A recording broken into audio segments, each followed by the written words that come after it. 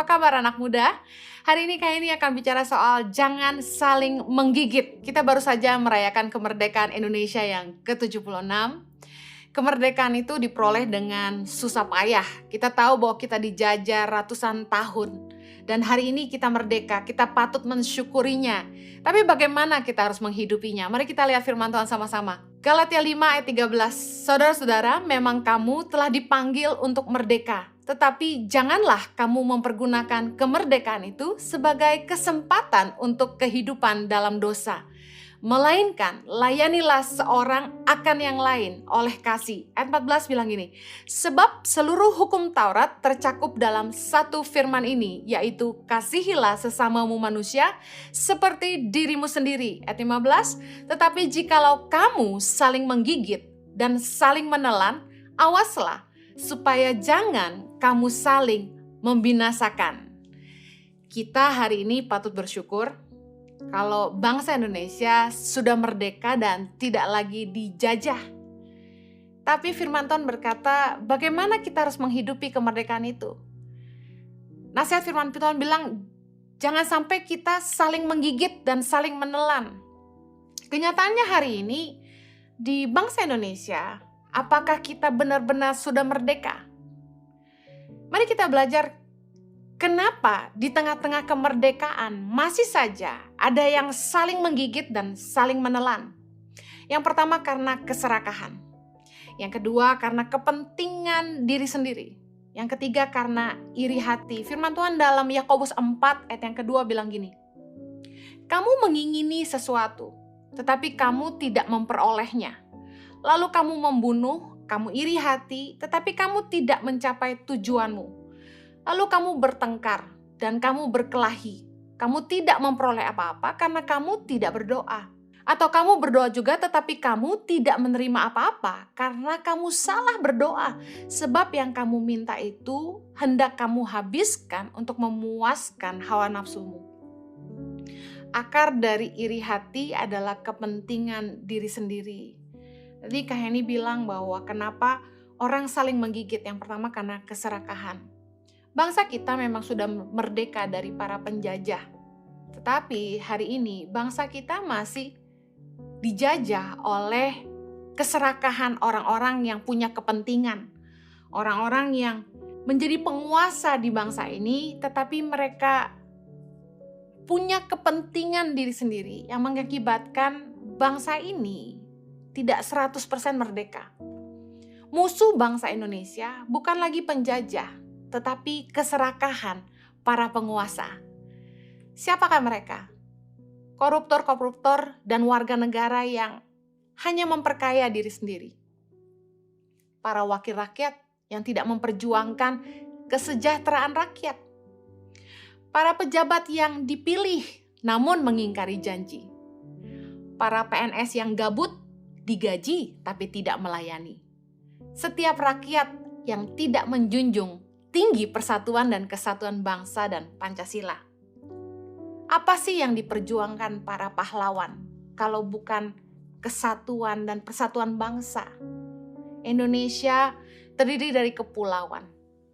Tentu tidak mudah untuk menyatukan semua perbedaan. Hari ini bangsa kita patut bersyukur kalau dari Sabang sampai Merauke kita semua boleh dipersatukan oleh bahasa Indonesia, kita dipersatukan oleh Pancasila. Dan hari ini kita merdeka dari para penjajah. Tapi sekali lagi, bukankah masih ada yang kita lihat tidak merdeka? Mereka hidup dalam kemiskinan, kebodohan, keterpurukan, kelaparan. Sementara di belahan lain di Indonesia, kita bisa menikmati kemerdekaan, tapi kita tahu banyak yang belum bisa. Begitu banyak kepentingan, sehingga selalu saja ada yang dikorbankan.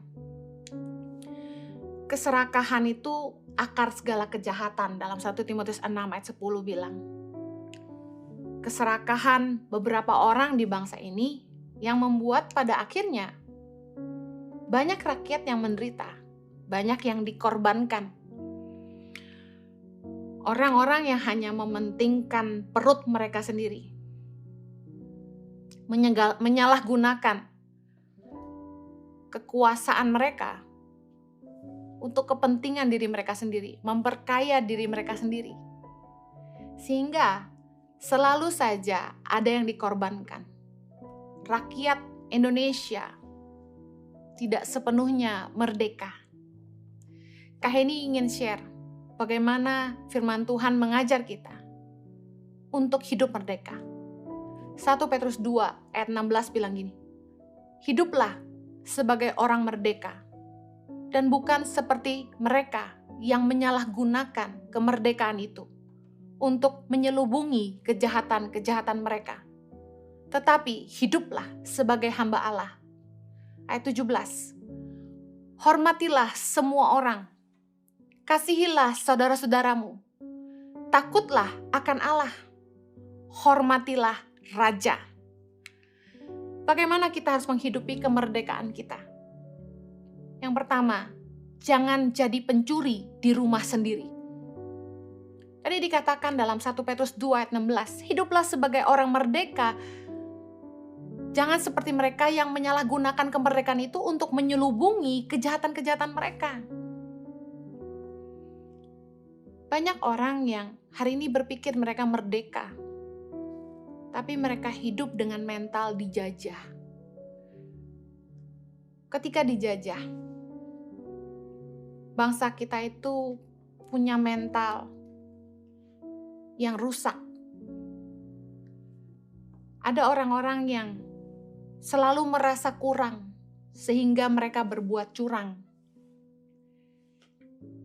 Mereka kaya, tapi seperti tidak ada cukupnya. Menjadi penjahat di negara sendiri.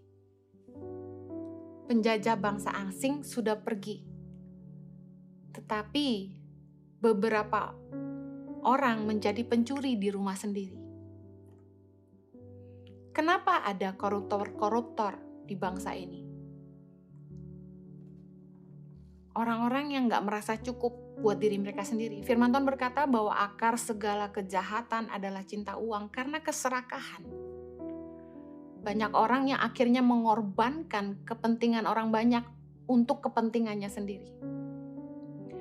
Begitu banyak kepentingan sehingga rakyat dikorbankan. Saya tidak pernah mengerti sistem caleg dan sebagainya sebelum saya pergi ke pedalaman. Di pedalaman kami sempat membantu sekitar 80-an kakak di pedalaman timur NTT untuk membangun rumah sehat untuk mereka. Ketika kami membangun rumah-rumah bagi masyarakat secara cuma-cuma dan juga MCK, fasilitas kamar mandi dan air bersih, kami tidak mencantumkan logo Tangan Pengharapan karena saya pada dasarnya ingin membantu masyarakat tulus dari hati, tidak untuk cari nama.